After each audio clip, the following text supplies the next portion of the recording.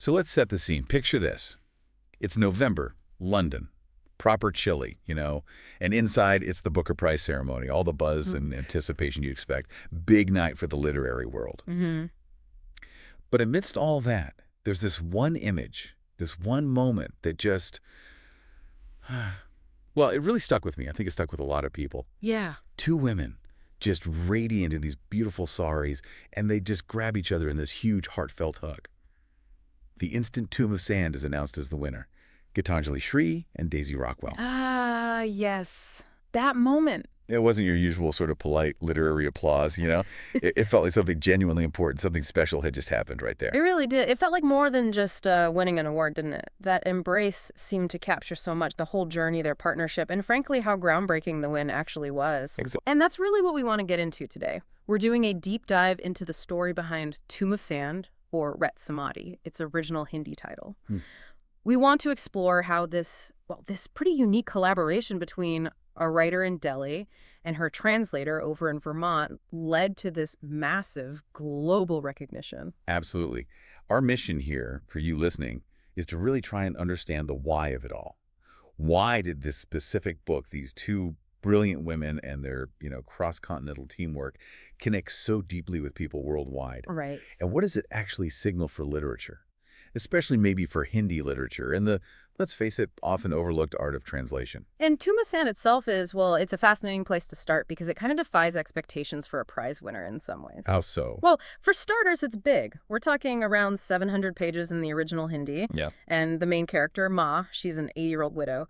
But instead of just sort of fading away like society might expect, she basically throws out the rule book and goes on this incredible journey of self-discovery.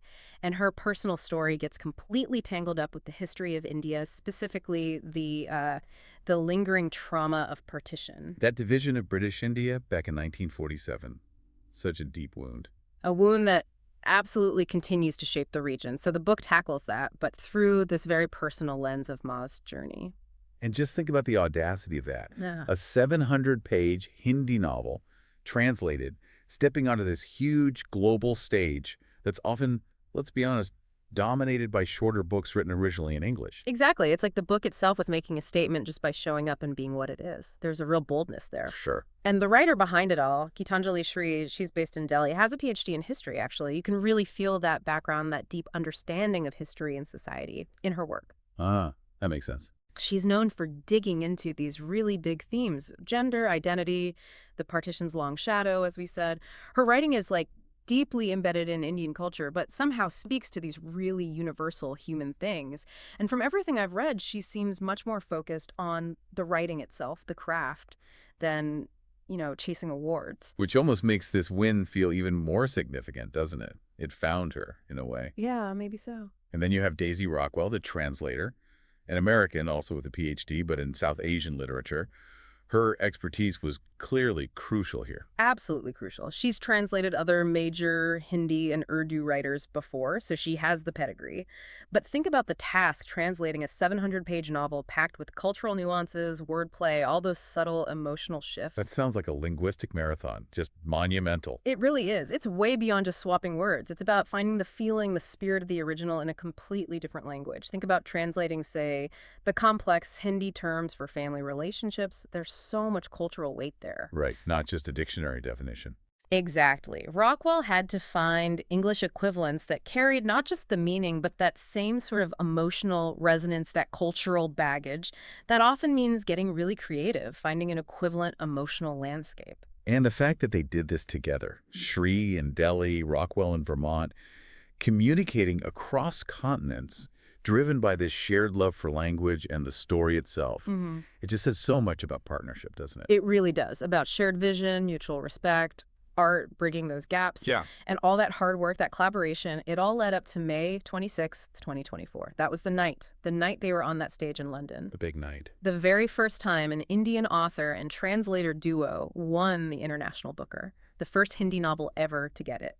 And they shared the £50,000 prize equally. which felt really symbolic of how intertwined their contributions were. That embrace we talked about at the start. Exactly. It wasn't just a quick hug. It felt like the physical embodiment of that whole shared journey, that incredible, groundbreaking win. Such an iconic image, really. And when you try to pin down why Tomb of Sand hit home for so many people, so much of it seems to circle back to Ma, the main character. Mm-hmm. I mean, here's an 80-year-old woman who just refuses to become invisible. She pushes back against what society expects of her age, her widowhood, her journey, the sort of late-life renaissance. It feels incredibly personal, but also really relatable, I think, for anyone who's ever felt boxed in. That defiance is key, isn't it? A woman reclaiming her life, her agency, so late in the game. It's powerful stuff. Yeah. And wrapped up in her personal story is this incredibly thoughtful look at the partition's lasting impact. Shree doesn't simplify it. She delves into the complex legacies, the deep scars. But it's not just heavy, is it? I heard there's humor, too. Oh, absolutely. What's amazing is how she blends this exploration of really serious historical trauma with moments of genuine humor, warmth, and connection.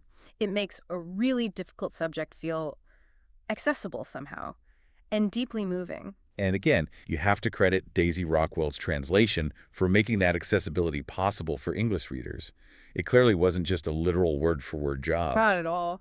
She somehow captured the voice, didn't she? Yeah. The nuances, the playfulness even. It's like she unlocked the story's heart for a whole new audience. Perfectly put. She really did. And the impact of this win, it's rippling outwards now, you know? Especially for literature from India that isn't written in English. That feels huge. It is. For so long, the global spotlight on Indian writing has mainly shone on those writing in English. This win for a Hindi novel basically shouts, hey, the incredible storytelling happening in India's other languages deserves this kind of stage too. More than symbolic, though. Oh, yeah. We're actually seeing, tangible results. More interest in contemporary Hindi writers within India itself, not just internationally. It suggests maybe a shift, a potential opening up of reading habits. It's a real moment, hopefully one that opens doors. That's fantastic. And it really highlights the crucial role translators play, doesn't it? They're like these essential cultural bridges. Absolutely. Making global literature, well, global. But it also shines a light on the uphill battle translated works often face in publishing. Getting noticed, getting funded. Hopefully this win nudges publishers to take a few more risks, maybe. Yeah. See the richness these voices bring. We can hope. And, we shouldn't overlook the cultural significance of it being two women achieving this from very different backgrounds, succeeding in a field that, let's be real, has often been pretty male-dominated. Good point. Their joint success sends another strong message, doesn't it? About who gets to tell stories and who gets celebrated for telling them brilliantly. It really does feel like a ripple effect. You see the demand for Tomb of Sand itself, obviously, but it's also kicking off these bigger conversations. Like what? Well, about decolonizing literature, Yeah. Challenging the dominance of English narratives, celebrating the sheer diversity of voices and stories out there that maybe we haven't been hearing. It's fascinating how one story, so deeply rooted in its own language and culture, can just connect like that across all these barriers. Yeah. It really makes you think, doesn't it?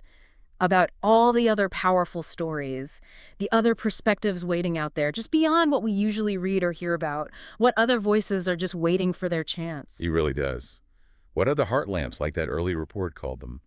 What other lights might be shining quietly, just waiting for their moment to kind of burst onto the world stage and connect with readers in ways we can't even predict? It's a powerful thought to end on, isn't it?